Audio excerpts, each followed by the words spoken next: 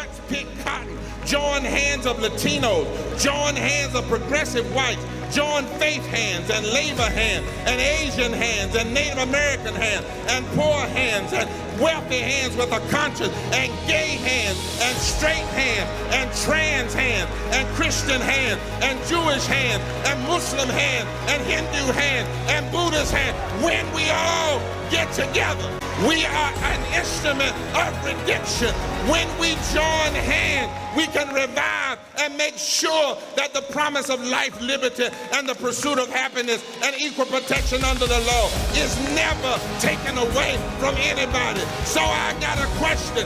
Are the rejected ready to revive and declare that this land is your land, this land is my land, this land is our land? And together from the State House to the White House, the rejected are going to demand that this nation never give up on being one nation under God, indivisible, with liberty and justice for all.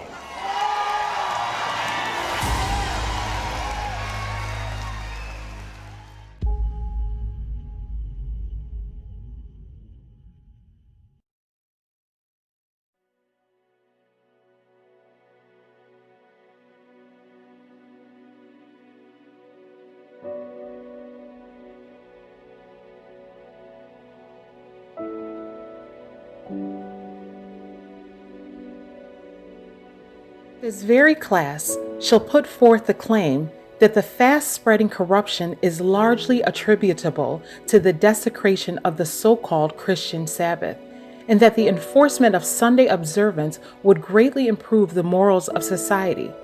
And how we get back to a moral rebirth in this country, I don't know, since we are slowly eroding religion at every opportunity that we have.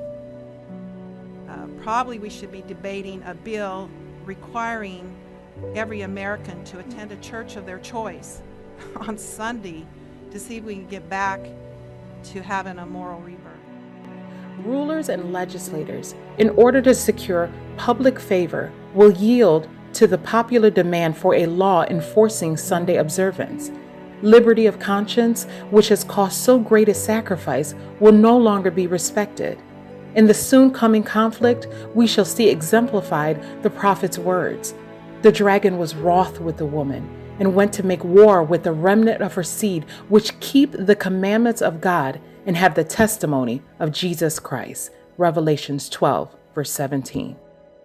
A powerful new movement is rising across America. From the Mississippi Delta to the Apache stronghold, from the homeless encampments of Washington to the coal fields of West Virginia. We are the 140 million poor and low-wealth people in this country, and we are building the Poor People's Campaign, a national call for moral revival.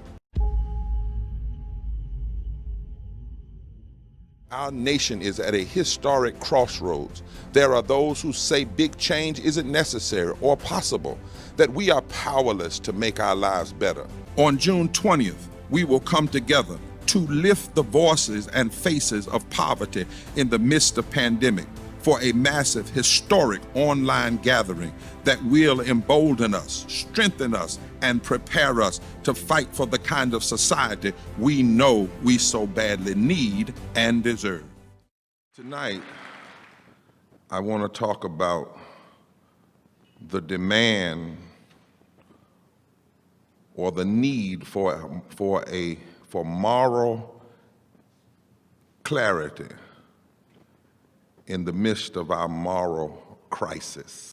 We must come together, not to save a party, but to save the soul and the heart of this nation itself.